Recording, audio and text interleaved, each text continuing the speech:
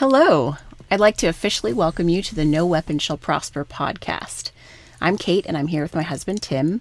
And before we jump into the nitty-gritty of all the hard times we've been through in life, we're going to take this time on this first episode to introduce ourselves so that we're not just a random couple to you.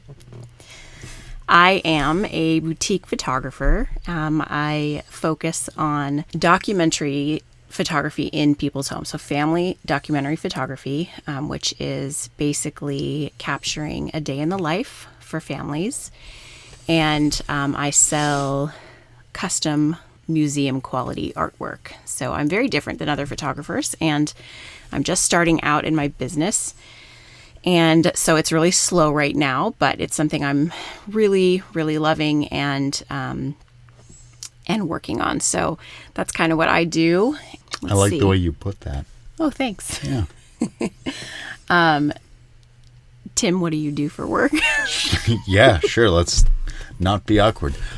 So I am I'm a social worker of many kinds. I've done different, I guess you would say, types of social work. And, I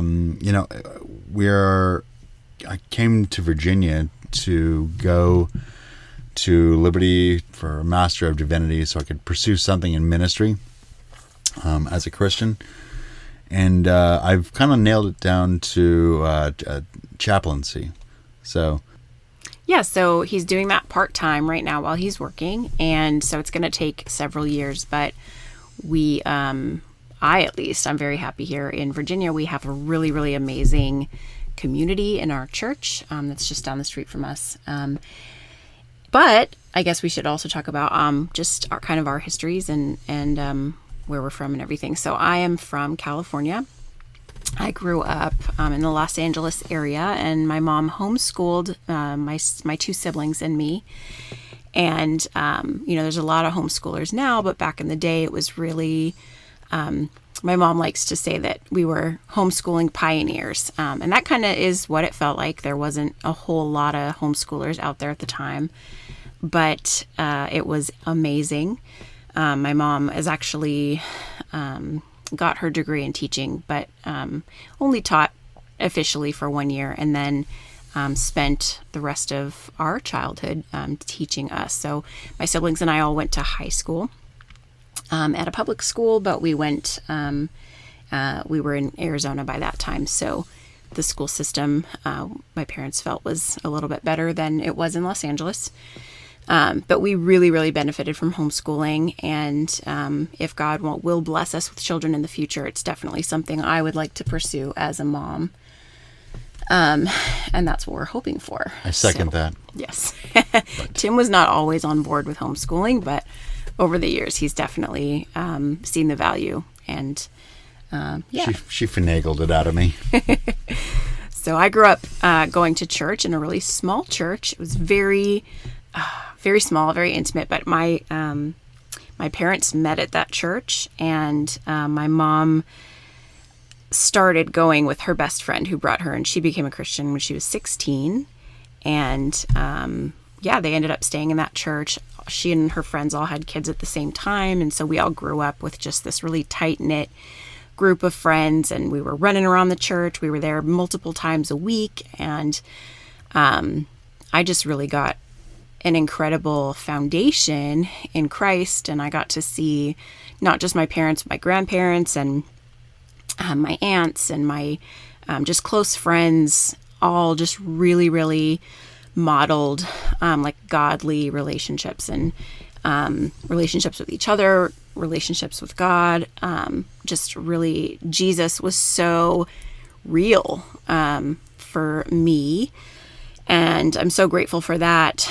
And then I actually went to Bible school right out of high school in Germany, and so I was there for 6 months, and I got such an incredible just continuation of the foundation that I had growing up of just the Bible. And so, I always thought that I would marry like somebody who was more spiritually mature than I was and could lead me right away. And I always thought maybe I'd be a pastor's wife. And then it just, I That's why you married me right off. Definitely. Yeah, I actually, I was single. I didn't even start dating until I was 30. And for me, that was really, really difficult because all I ever wanted to do was get married and have kids. But hindsight's always 2020. And so I see now that God had me waiting for Tim. And it just had to, wait until he was ready. So we always used to joke around that maybe my husband was stuck in traffic. Well, he really was. So, Tim, where did you grow up? Yeah, so I am from Texas. Spent the large majority of my life there. I went to public school, the opposite of homeschooling, and I did have a kind of a sour view of homeschooling whenever I met Katie and she presented the idea of, one day our kids going there. But it seems like a better education opportunity and just a necessity, I'd say, these days, considering all the fun stuff going on. But yeah, so I guess just played sports in high school. I did theater. I was in Boy Scouts, became an Eagle Scout. And my parents were, still are married and were supportive of me and whatnot. And then, I went to college at Texas Tech, and the summer following my freshman year, I'm going to be real brief about this today because we can go into it a separate time. It's a story. I was essentially assaulted at a party where with some of my friends, and on the night in July of 2004, I suffered a traumatic brain injury, and it really it's a very permanent, impactful injury that fortunately God has used for a ministry, so I'm very grateful for it.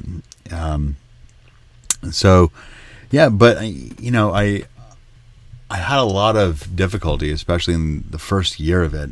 I just had cognitive problems. I had to learn how to walk again, learn how to write with my left hand because I'm right-handed originally.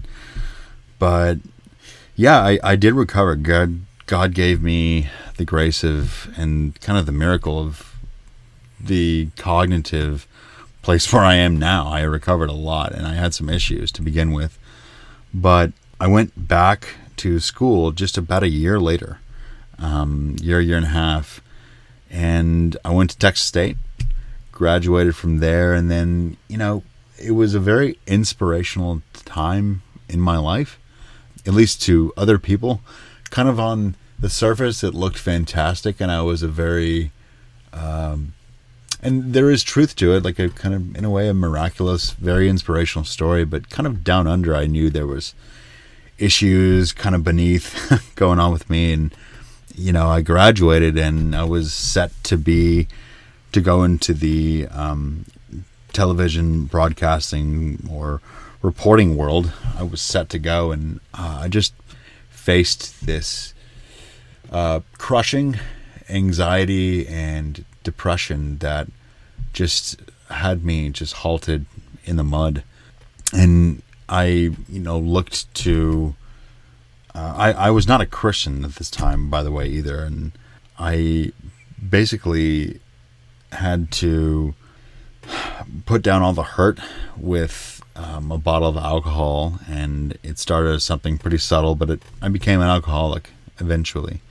And so, yeah, I mean, I enrolled myself in rehab because I was really... I actually wanted to really get better mentally. And I don't know, I feel like God gave me the grace to understand that if I wanted to get better mentally, I had to stop drinking first. And I think a lot of, as a person who knows a thing or two about addiction, I think a lot of people don't have this kind of approach to go with it. Not saying I'm special, but I think it's a great place to start, just understanding that you're not really going to go anywhere unless you address the addiction first.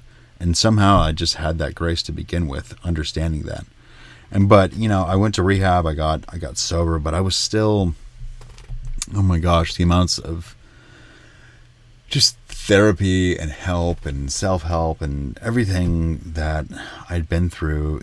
I expected, within my first year that I would be so dramatically changed, and near the end of year 1 in sobriety, I just wasn't. I was still lost, dark, hopeless.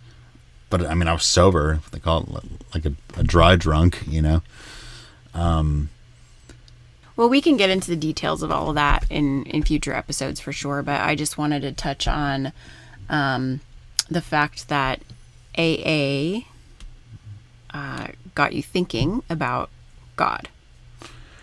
Right. I would for sure say that one. In fact, I when they asked me about, my sponsor asked about, AA has a second and third steps, any 12-step program, and they ask you about your higher power and to turn your will over. And that at that time was when I believe God kind of presented himself in a way, and I was quite clear that there wasn't really another higher power that was as, I guess, alluring as him, but I didn't know him or trust him, and I didn't come to him, and it took me a while. But I remember you telling me that your sponsor asked you what you wanted your higher power to look like, and Right. you thought, oh gosh, that's how ridiculous is that like, oh yeah, you can just make something up that's gonna then be your higher power. Like that's Yeah, not how it works. that's God exactly either right. exists or he doesn't. Yes, and I believe that was how God kind of presented in a way. He gave me the understanding again that, when he asked me, Tim, I want you to think of your higher power. Tell me some characteristics of him. Draw him. What is he like, and what does he do for him? Like, you're telling me that you want me to just manifest some self-created higher power from this finite, weak, messed up head? That's ridiculous. Absolutely. Right. So, yeah, that was kind of the beginning of it, though. That was the beginning of my journey to search for Christ. I didn't need. I did a little bit of research on other religions, but it was pretty shallow in comparison. And I had grown up not as a Christian, but at least we went to Easter, Christmas, said some prayers at night sometimes. You went to youth group when you were Yeah, younger. I did. And some I did. stuff. So I was exposed to it, and I had the seeds planted. But it's very important to understand, though, that I did not like God before this, especially in the last decade. I had no reverence whatsoever in following him. That was an absurdity to me. Right. So I thought that he was bigoted, just a guy in the sky with a beard shouting things at people that were unreasonable and barbaric. So, yeah, I didn't like God, but this was an opportunity for me to turn to him and to look for something outside of myself. Right. Yeah. Something bigger than you could understand. Right. Yeah. Right. So it was about that time. I had been doing online dating for the last probably around 4 years, and I was deciding to get out of it. I had just been on a few months before that. I had been on a mission trip to South Africa with, a team from one of the churches I was going to in California, and we partnered with a church in South Africa. And I just remember there were like 6 or 7 guys on our team that really, I just restored my faith in the fact that like there were still really good Christian single men out there. And so I decided I was going to give the reins back to God and let him bring me my husband instead of actively searching for him. So I was getting out of online dating when I got an email from someone else, not Tim, and I logged on and I read the email, and it literally just said, "Hey." And I clicked on the guy's profile, and there was like nothing filled in whatsoever. And so I was just going to like log off and go. But then I saw Tim's profile and I thought he was cute. So I clicked on it, and I read it, and it was just completely filled out. And it talked about being a recovering alcoholic, and it talked about his traumatic brain injury and the fact that he graduated with a bachelor's in broadcast journalism, which told me, that he could speak perfectly fine. And my dad had had a massive stroke several years before, and, brain injury, different way, but still a brain injury. And his speech was affected greatly. And so which he had aphasia. Right. And every, brain injuries are always different. They affect depending on where in your brain it affects or whatever. There's obviously your brain controls everything in your body. And so there's so many variations of what can happen to you when you have a brain injury. It could be, a lot or a little or, physical or speech. With my dad, it was both. And just watching him recover from that, when I read Tim's profile, I was like, that's amazing. And so I wrote him an email, not to be like, hey, I think you're cute, we should go out. You wanted to, but no, it honestly wasn't even I did think you were cute, but it was not on my mind because I had given that back to God and I was getting out of there. And so I emailed him, simply to encourage him and to be like, hey, that's amazing. My dad had a stroke, and so I've seen this in recovery, and I know, I can just, I know kind of what that looks like, and I'm so happy for you. And she said, please just go on a date with me. That's what I want. I did tell him that his pictures made me laugh. He had a picture of I was like, yes, his dog Muggsy with a red polo shirt on, and the caption said, my only son. And I thought it was pretty funny. Right. And it was just, so, he seemed like he had a good sense of humor, but again, that's not what I was going for. And in my experience anyway, anytime I wrote the first letter, guys just didn't write back. So I just didn't have any expectations. But wait, you also saw on my profile that said I was Presbyterian, right? Right. Well, see, because I went to a Presbyterian church growing up, and, I was a guy that just if I was ever on a form or whatever for school, and they had demographics, religion, I would always check Christian. And so I was like, oh, I'm a Presbyterian. I knew nothing of anything to do with it, but that's just what I assumed. Right. And so one of the churches I was going to at the time, I was going to two because I had a job that I worked for a vet hospital in Hollywood, and just on the weekends, and it really stunted the times that I was able to go to church. So I kind of made up I had a Presbyterian church I went to on Tuesday nights for a young adult service. And then there was another church I would try to get to as much as possible. But I couldn't really make it to the weekend services. So anyway, so I figured just again, in my 4 years of experience of online dating, when people had put their religion, if people said they were Christian, generally I would find that they did not have a relationship with God. If they said they were a Christian, that was different. If you had a denomination, that to me was like, oh, you probably actually go to a church, So right. I thought he was a Christian. I thought, but again, didn't matter to me at the time. It was like, whatever. But then he wrote back. So then it did matter to me because we ended up writing huge letters to each other every night. As we called them, novels. Yes. Yes. And we were both really excited to get each other's emails and just having a really good time. And I remember feeling pretty giddy about it. And there was one night where I told him I was not going to be able to write that night because it would take me a couple hours to write these emails. And I said, I told him that I was driving up to my sister's house. It was going to take me 3 hours to get there. And that if he wanted to keep me company, here was my phone number. And so he called me and we talked. That was the first time we talked on the phone. Right. And then it was 2 to 3 hours, wasn't it? Yeah, well, it was, most of the trip. Pretty close. Yeah. We were on the phone for most of that car ride. And then we were texting a lot that during that time while I was up there. And we set up so you asked me on our first date for the day after I got home. Right. And that from then on we were together, or we were dating. But yeah, obviously pretty quickly realized you weren't actually a Christian. That's right. Yes. Which was a deal breaker for me, especially I was about to turn 34 and I was done. I didn't want to waste time with someone that I knew I wasn't going to be able to marry. And so we did have conversations about that, and I was like, well, yeah. We had conversations about how that was important to you, how it would be a deal breaker.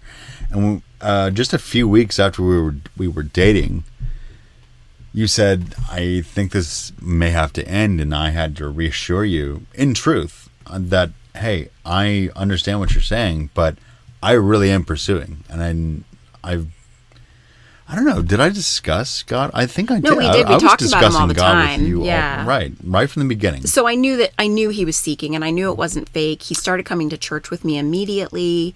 And he started really we had so many conversations. He had a lot of questions. And, I, again, with all of my training in the Bible, just growing up in the church and in true Bible study with my family and then going to Bible school and stuff, like I just have this history and a lot of knowledge.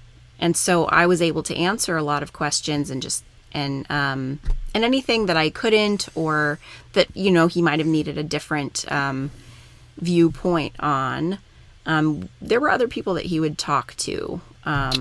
Right, but I am a very curious person. Yes, and an overthinker.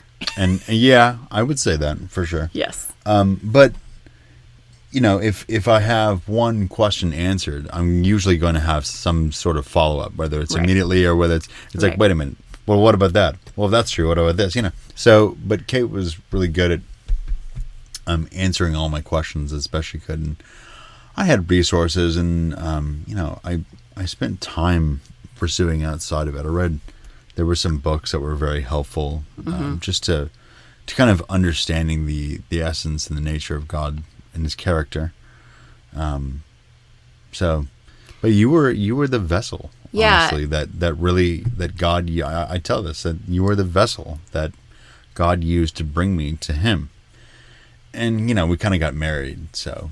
So it worked. Yeah, it worked out. No, I remember just really stressing the fact that being a Christ follower and being a believer, being saved, is more than just believing that Jesus is the Son of God and died for our sins, because Satan even believes that. It's about submitting. It says if we believe with our hearts and what's the verse? Proclaim with our mouths that Jesus is Lord. Yeah, I totally just butchered that. Well, it's that's the one from Romans 6, where if you confess with your mouth that Jesus is Lord, and you confess with your heart, then you'll be justified. Yeah, that is the basics. It is more than just believing. And I don't have all this memorized either. I mean, it's funny. I actually just memorized all this stuff from Romans 6 for like my final this past semester at Liberty, and I'm like, now it's like my brain's like, just get it out of there now. So I hear you. Anyway, he took that to heart, and it wasn't a light decision. That he knew that he was going to have to turn his life over to God and submit to Him, and pursue holiness, pursue being changed, and evicting the sin from our lives and stuff. But yeah, and that's important. Like, what does that require? Right. And as Christ said, I count the cost. Mm-hmm. And I was so desperate that that I knew that I would have to do a lot, but it required submission and humility, and not that I always did that perfectly, of course. Well, nobody does it perfectly, right, of course. I mean, but I will say... But it was desperate. I was desperate. Yeah. Well, your life had been pretty rough up until that point. I agree. I mean, it's interesting that, in addiction, I think desperation is one of the best things ever. I would say that for someone considering Christianity as well. Mm-hmm. I would say for that it takes desperation to go to Christ and to say, everything else in this world is not worked out. Is there anything else that can fill my heart, that can meet the needs of my soul? And I think even people in it's funny is that even addicts, that they think that, oh, well, this meeting or this organization or whatnot is going to fill everything, and au contraire, I don't see that either. It's been cool though. Accepting Christ at age 3 for me, and just really growing up with him. It's not like I had some huge transformation at all. And so watching you 3 years old. I know, but wow. I've always just loved God so much. Like he's so real to me. I've never doubted him at all. And well, that's where your faith is. Right. That's your spiritual gift. One of my spiritual gifts is faith. And I'm grateful for that, because it has really enabled me to help Tim when his faith is weak. And so I get to pour into him. And anyway, it's cool. So, but watching Tim submit his life to God, like I've never seen up close and personal. I know a couple people who also have really submitted to the Lord and turned their lives around in incredible ways. One of them is my brother's wife, and my friend April, my friend George. They have some really incredible stories about how their lives changed after submitting to God. But with Tim, like he's, one of the few that I know, and I got to be on the front lines and watch as he submitted to God. And it's been a battle for him. Every day he has to submit different things, but watching what God has done and how God has turned his life around and brought him through some really just muddy times, right, has been so incredible to watch. And I feel so blessed by that. And just I know the power of God. I read about it in the Bible. You see him doing things in lives, but I think I've seen his power on display the most in your life, just the way that he's turned you around and just grown you and matured you, and, brought you to be who you are today and who you're becoming. And who I'm still becoming. Right. Yeah, you're not there yet. Yeah. No one actually. Nobody's there yet. Right. I'm not there yet.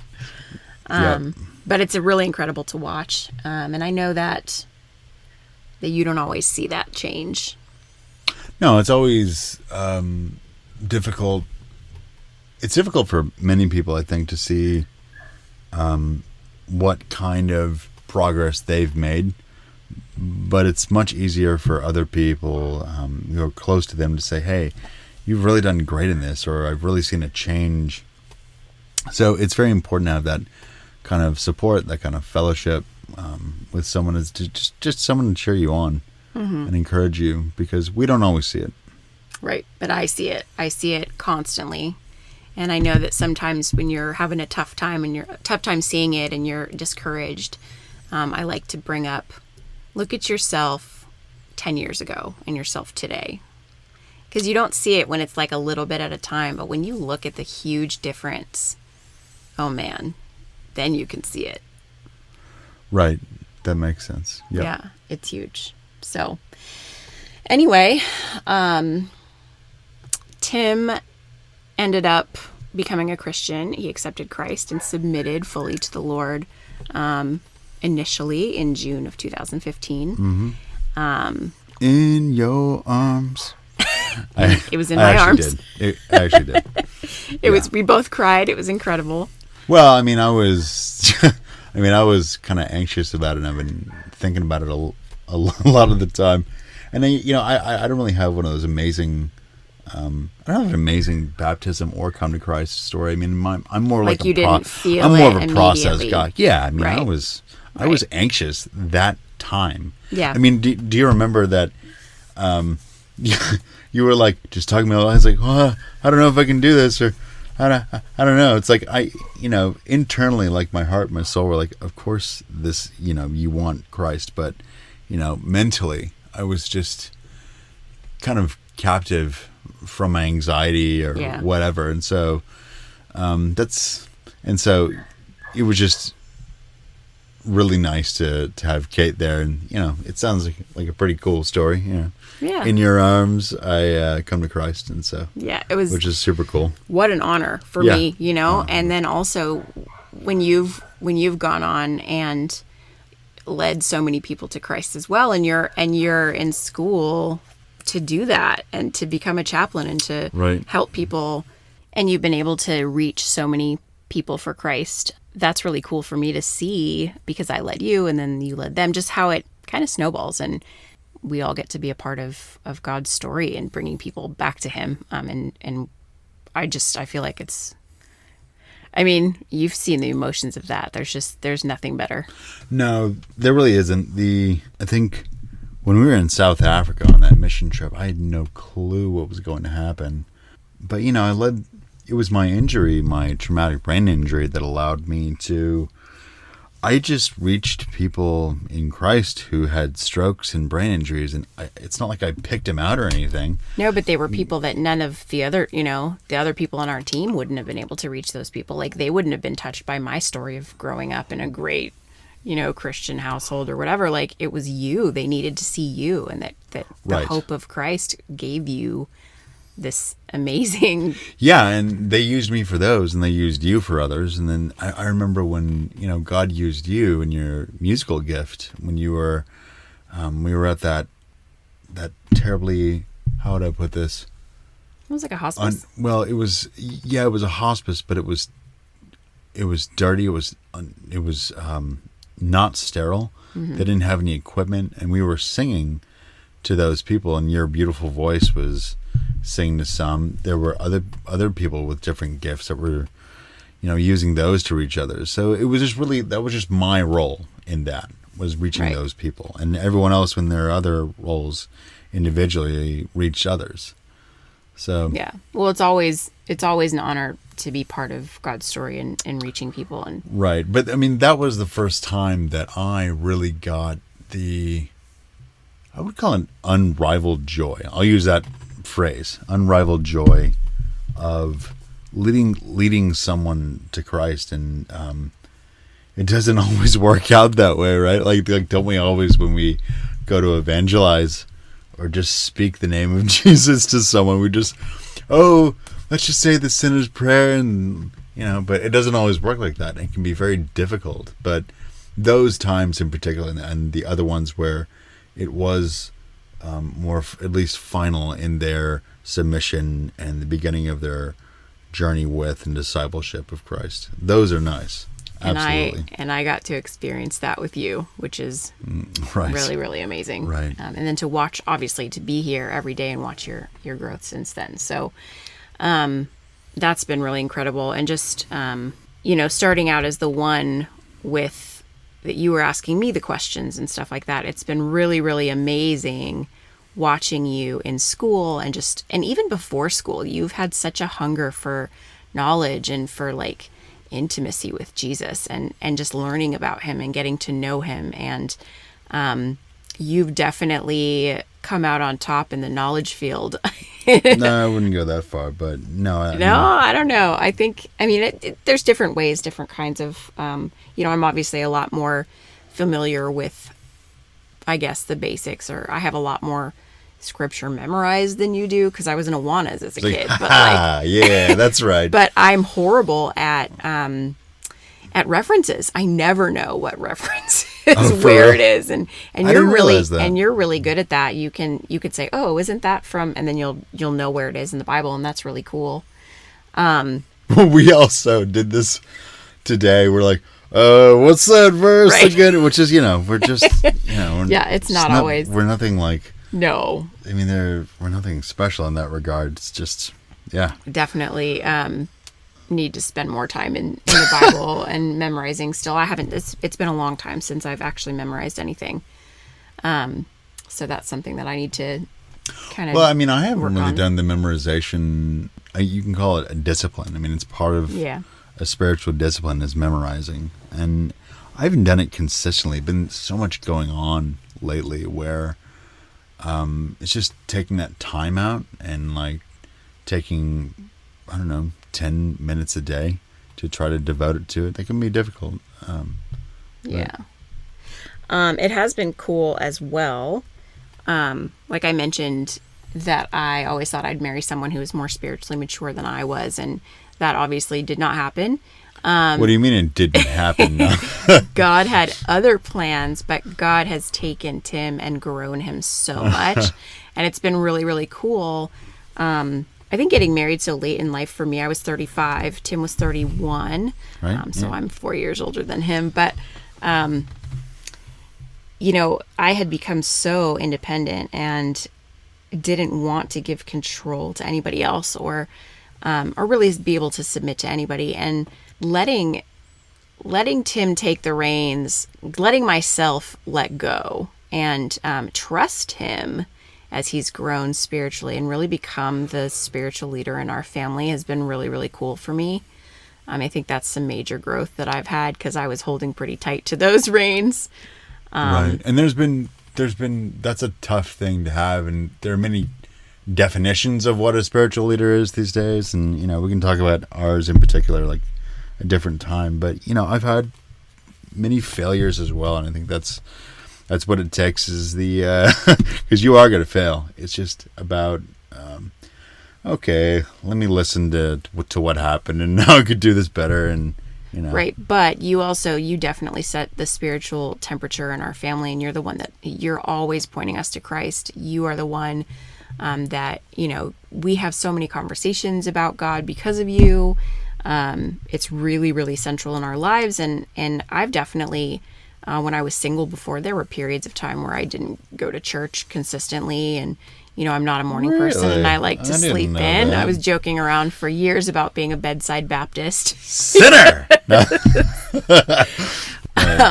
No, but you're the one that keeps us there every single week. And so I really appreciate that. And it was funny though, this morning, I was like, well, we could not go to church. I mean, we kind of look like the picture of what a Christian should be sometimes. I mean, not that I'm trying to flaunt myself. But just because we're in church it just week. looks like that. But you Right. know, we still struggle because, you know, we like to online churches, you know, good and all, but it used to be so much easier when it was easier for me to say, we'll never do the online thing, and we didn't. But it, you know, there's temptations when it's there, but there's also, you know, we're tired or we're stressed or XYZ happened or, you know, so yeah. And I had to fight that just to present in church today, and it was amazing. It was amazing. Yeah. It's always worth it.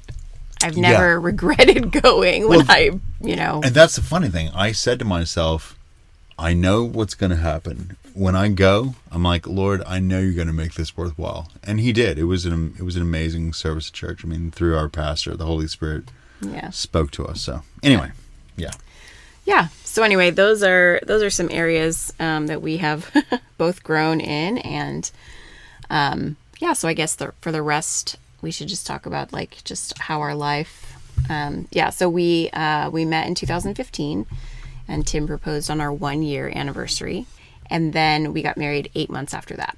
We went to Ireland on our honeymoon. Mm-hmm. We got to walk around a castle ground with hawks, doing a hawk walk. We went to a tea at the castle. It was really amazing. And we got to just drive around Ireland and see the beautiful countryside. And what we joke around, there was a flock of cows. That's right. It's a herd of cows. A flock. A flock of cows. They swooped in. Yes, that's right. Graceful. So a herd of cows, and they were up in a field, and we stopped and we're looking at them, and they started coming over to like hang out with us. And there were like 30 of them way off, and then it was a random like farm road where we were, and we just came to look at them. And they started just walking toward us. Like, they went easy, like 100 yards. And we were like... suddenly they were just all there. And so we did just this kind of series of joking around. Like, Tim was introducing the different animals that we saw all over Ireland. And so that was our first one. And he said, So what did you say? Something about, I called the cows and they came. Yeah. We saw these cows and I called to them and they came. They're very sweet, so we shall call them sweet, sweet cows. It was something stupid like that. But we had a lot of fun with it. Yeah, and now sweet, sweet cows is what I say to Tim whenever I want a genuine smile and a picture from him. So that's right. We also did the reality show for a bit too. That was really cool as well. Yeah. So when we were engaged before we got married, we were in a reality show and a weight loss reality show for couples getting married, and we had it was like a 3-month period where we had personal trainers and we were at the gym 5 days a week, and they gave us our food, like they provided food for us. Which is nice because I didn't have to make all my food. I know, it was pretty great. It was pretty nice. We were losing weight. So. Yeah, that's true. So that was fun. That was an interesting thing. Well, it was really neat because that's the only time in my life I've been to California, and I was like, what are the chances that this guy from Texas goes to California, and then it wasn't like a huge one. It was a pilot program, I think, on a random up and coming network, but it was so cool. It wasn't super intrusive either. Yeah, no, it wasn't. It didn't take over our lives. We were very much, kind of on our own. We had a personal trainer a couple times a week, but other than that, they wanted us to work out an hour a day. So it was.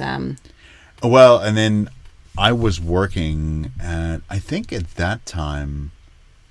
Okay, so the rehab that I went to, I actually about 9 months later, I was like, hey, I'm broke. And can you guys hire me if I just want to work? I need a job.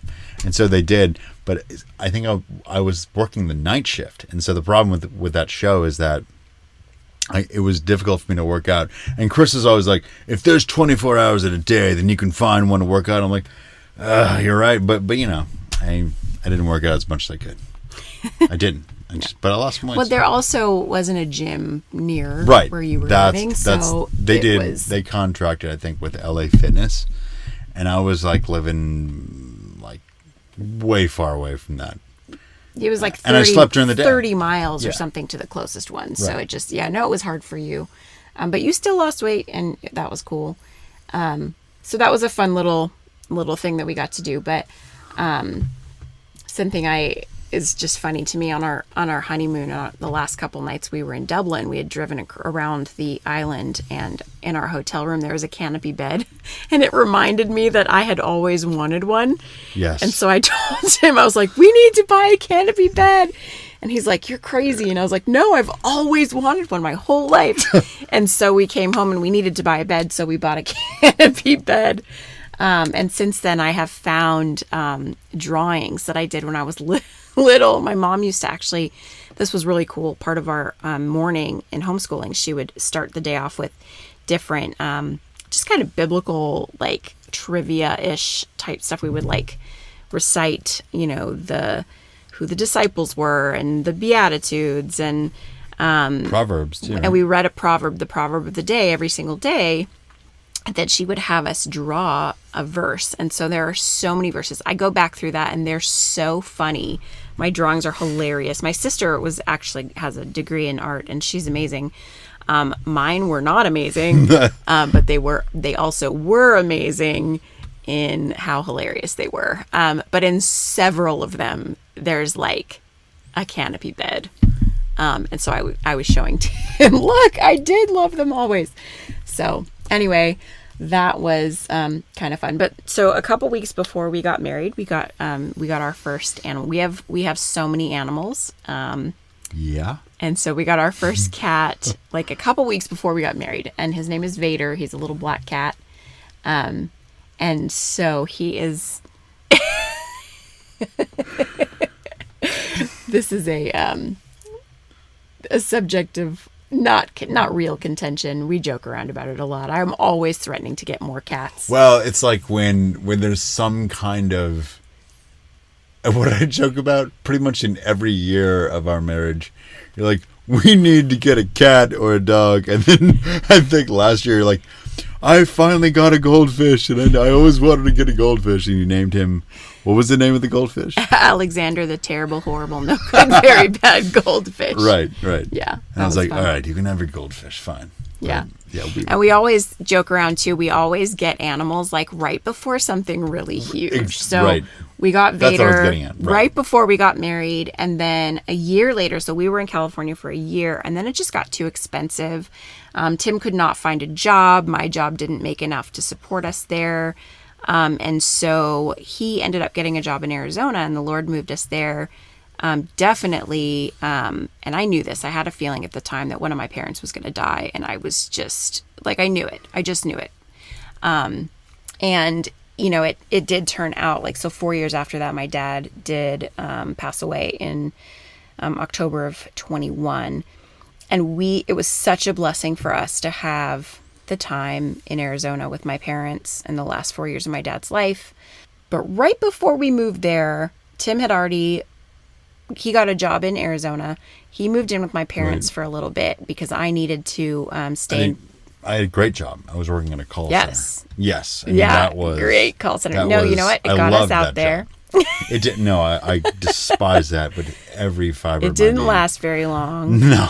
It was not a good job. But that's where I started social work, though. Yes. That was where, there was a lot of literal godsends within that. There were some really troubling, trying times and all that. But yeah, it was an amazing season of our life. But yeah, so there was a month where Tim was in Arizona and I was in California packing up our apartment and like getting everything ready to move. And in that month, we got another kitten. It was like right before we moved again. So we got our second cat, Ella, and she's a perfect little sister for Vader. And then while we were so we had several different houses in the 4 years in Arizona. We lived in 3 different places. Mm-hmm. And then the first house, not too long before we moved out of there, we got our first puppy. And we were in that house for a little over a year. But it was in our house that too, we like had a small group in our house, and we got to know some people really well that just ended up being such a good community for us. Yeah, our church there was a huge part of our lives, and Tim ended up actually interning at that church. Right, and it was interesting because we went to a large church in California, and it was a phenomenal church. We still follow them online, and it was the first church where I was like, wow, I actually love church. And that's never happened before in my life, but there wasn't really a lot of opportunities to serve. You had to really, I don't know, that's just the difficulty. At the big church? Yeah, right. At a large church, right. It's right. I mean, you know, it's just difficult to you get into a lot of places. You have to really fight to like find your community and stuff like that. Right. And so like I didn't even know the dynamics of that yet. I was just such a young Christian. I was like, Lord, I just want to go somewhere where I can do a lot of things and serve in a lot of capacities. Well, you were so hungry for mentorship. Like Correct. You really wanted to get Correct. in with the pastor and, you know, ask your questions and have someone kind of guide you. And you really got that at the church in Arizona. We had some, not just the pastor, but, you know, one of our friends is a retired pastor, and he goes there, and he's been such an incredible mentor and friend for Tim. Absolutely. And just from day one, we got out of the car, we parked there, and he came up to us and he said, "What's your name?" Tim said, he said, "I'm Don, and we're a team." We're going to be Team Tim and Don. I was like, this guy is nuts. But he's so awesome. Wonderful, amazing and man. And he's been such an incredible, source of... I still call him if I got to, like, you know, Don, I'm struggling with this. I need your help. You know, and he just has this calming understanding and sense. And, man, you talk about a guy that can... it's funny, he's not great with memorizing scripture, but I'll tell you, he knows where to look. If you have find something going on in your life, yep. He'll say, let's go. You're like, I'm dealing with XYZ. Let's go to Romans chapter 13 verses, you know, do you have a Bible with you? Yes. You know, so just anyway. Yeah. So that was an incredible time at that church. And, that's where we were for COVID. And we were, during COVID, we got another kitten. Well, you got to do worship too, though. Yeah, worship and photography. And I just really met some incredible friends there. And we had some really, really, really, there's so many fond memories of that time. And I'm so grateful for that church and those people. We're still talking about how we add in animals We all are. this time. Yeah. Okay, I'm like on a different wavelength there. Okay. Well, it's all interspersed. So. Right. Yeah, so that's during COVID, we still hung out with my parents all the time. We saw them unless we were sick. We were with them, and Nearly every day. yeah, pretty often, which was such a saving grace. Especially, so my dad was in hospice already, and he ended up living 2.5 years after going into hospice, and he was in hospice at home.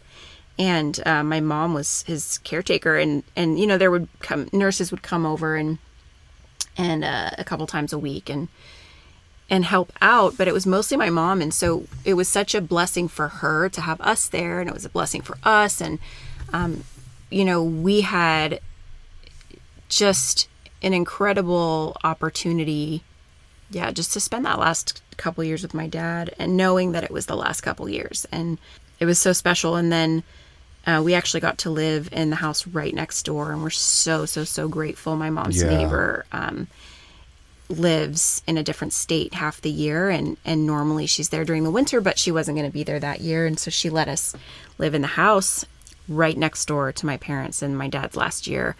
And what a blessing. We were able to go over there at the drop of a hat if my mom needed anything, or if I need, we did a lot of, we went shopping together all the time. And well, we had to move out of our rental. Yeah. And it was like January, and we were like, what are we going to do? Because we knew we were going to move to Virginia. Right. But the linchpin was when your father was going to pass. Right. We wanted to wait until he died, because I didn't want to leave my mom, and I didn't want to leave, any time on the table either with my dad. I wanted that time with him. And so we knew we were going to go, but we just didn't know when it was going to be. And it was such a, it was so up in the air. So yeah, that was a huge blessing. And then to have that time. And I became so close to your mother and your father. And your mother actually was my spiritual mentor, prior to Dawn. Because we'd been there, I'd been there 6 months. When we found that church, and I was still, in need of, understanding of God, and yep, yeah. So anyway, we ended up deciding to go in October. It was like, we got to go. We had bought a house. The Lord really, I never thought, coming from California especially, I never thought I would own a house, but the Lord just provided a way for us to buy this house, and it is really perfect for us here. It has, for Tim's disability, it has a ramp up the back steps or to the back door, so he never has to use steps, which he can do. He can climb stairs, but it's hard on his body if he has to do it a lot. So it's such a blessing to not have to do that. Right. And then it's like right down the street from our church here, and gosh, God just gave us this house. It's so perfect for us in this time, and I'm so grateful for it. And also because I moved so many times, and I hate moving, so I don't have to move in the foreseeable future until God moves us somewhere else whenever Tim's done with school, and I'm so grateful for that. But right before we moved out here, we went on a trip to California, and we ended up picking up a husky from a Did you mention? I don't think you mentioned Blue either. I did. You did? Okay. Yes. Well, then maybe I wasn't listening. our first dog, he's very needy. He's actually right outside of my little recording closet here, waiting for us. And he's very sweet, but I needed him to have a buddy. And so we went to a shelter in California, and we were visiting my sister, and we got a husky and brought him home. So it was like right before we moved across the country. Yeah, and we didn't do much research on how hyper and independent. Yeah, huskies are crazy. They're sweet. But yeah. good night there. It's been a really interesting ride with him, but he's so sweet. And so yeah, Blue and Teddy are those dogs. Just real quick, I encourage anyone to go on the internet, YouTube, just look up huskies. Husky videos. You'll see what we deal with. I mean, they just scream. They run away. They'll argue with you. Teddy will. They do. I'll they say, argue. Ted, I need you to, Ted, sit. And he'll just arguing back. I'm like, are you arguing with me? Anyway. But they're so lovable. So anyway. And then since being here, we had a stint in foster care. We were supposed to adopt a 12-year-old girl, and that ended up going south, unfortunately, and that was really devastating for us. Yeah. And we also, years ago, when we went to South Africa, there was a little boy and girl there that we had planned to adopt, and amazing for them, devastating for me, was that they found their biological father, that they didn't, like, nobody knew that was a thing, that he was out there, but he was, and they found him, and they were reunited with him. Right, and that was a difficult thing, because in your heart you wanted nothing but the best for them, but right. it was right, but you were so attached. Yeah, and I had spent 3 years like really loving these kids, and thinking they are orphans in this orphanage, and I didn't know. I mean, they didn't know in the orphanage. They didn't know that the father was out there, and so I just didn't even know that was possible. And I was so devastated, and I still think about them all the time. So we've had some failed adoptions, and well, just real quick with that too is that, and this is something we can go into at a different time, but I was just like I said, I was not on board with a lot of decisions that Katie was. Right. Like, for example, homeschool is one that we discussed earlier, but adoption, fostering, which is, we'll go into this, so many more things to go into later, but it's adoption and ministering to children is on your heart, and it wasn't on mine. But through the ordeal in Africa with the orphans, going to the orphanages, meeting the children, it just, I don't know, God just spoke to my heart and gave me the capacity to love those kids and to change my mind, basically. Mm-hmm. And so that was kind of the process that kind of softened me. Yeah. So that, which kind of set up our search for children. Right. Yeah. So we are currently,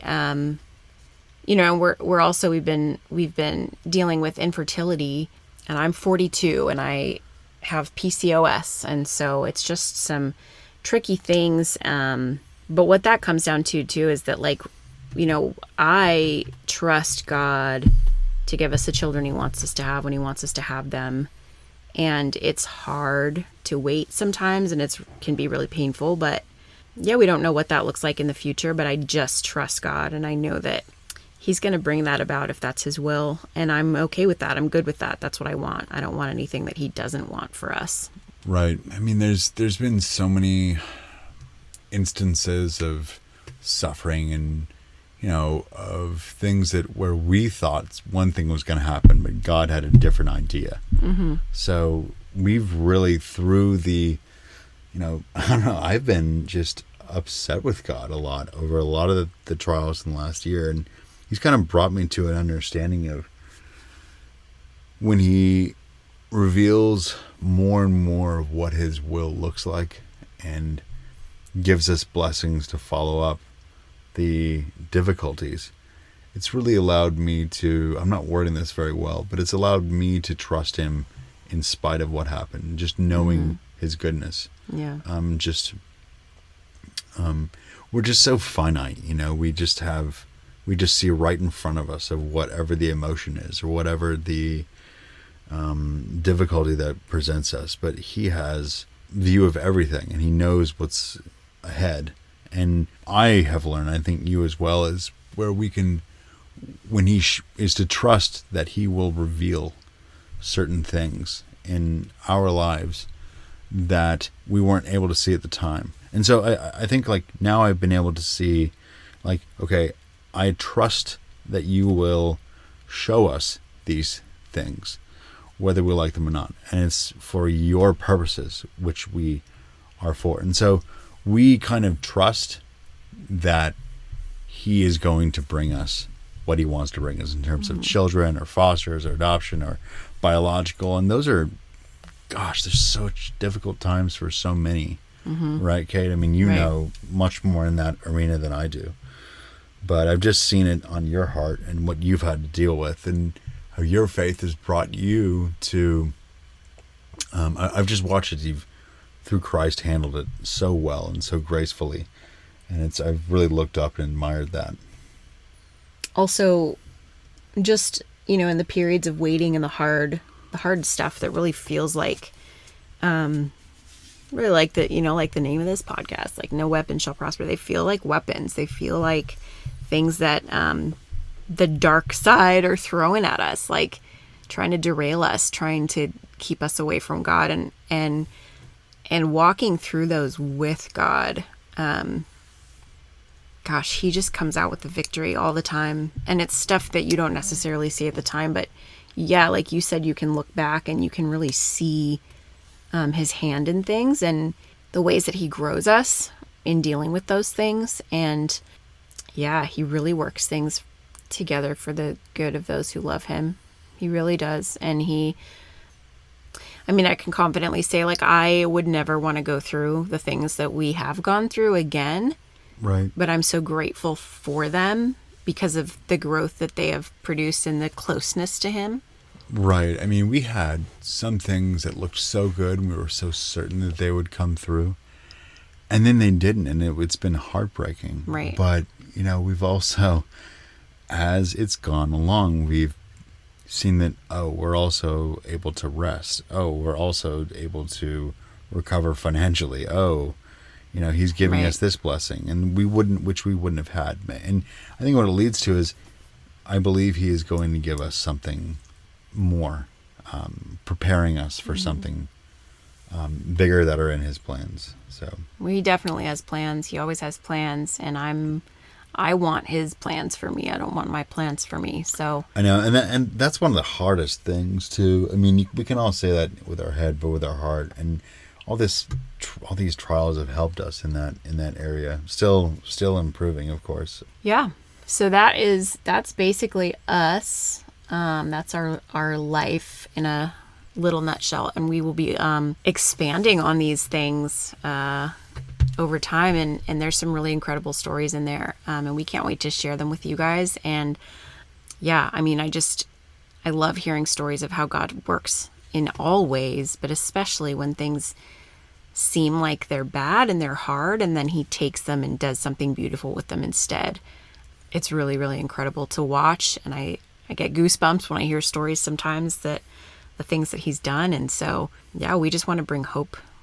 We want to share our stories and our experience of how God is just so good.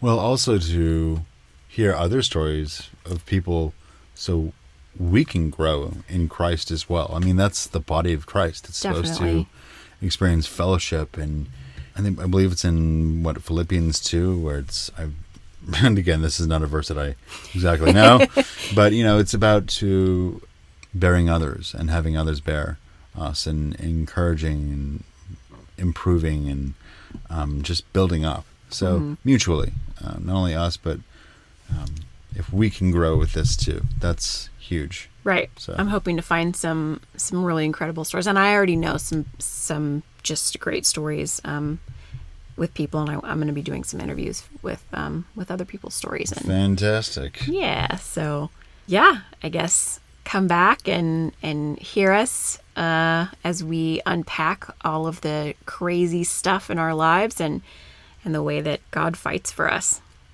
because no weapon shall prosper. Indeed.